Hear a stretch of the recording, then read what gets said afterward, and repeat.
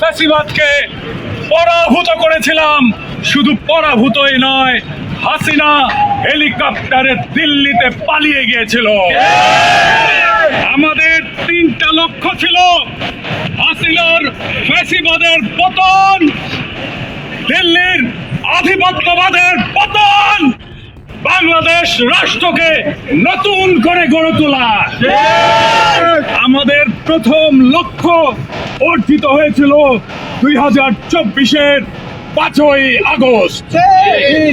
কিন্তু তারপর আমরা দেখলাম এক প্রতারণার ইতিহাস, এক বিশ্বাসঘাতকতার ইতিহাস।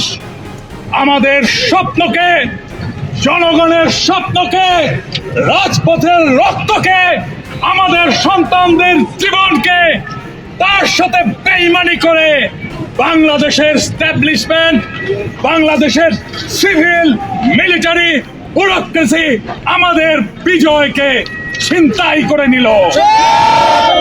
2024-এর বিপ্লব বেহাত হয়ে গেল।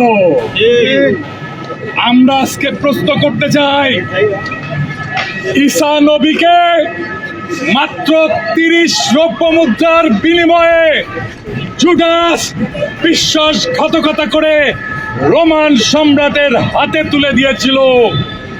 আমরা আজকে জানতে চাই, কোন মুদ্রার বিনিময়ে বাংলাদেশের বিপ্লবকে আবার সেই একই পুরনো ব্যবস্থার অধীনে ঠেলে দেওয়া হলো।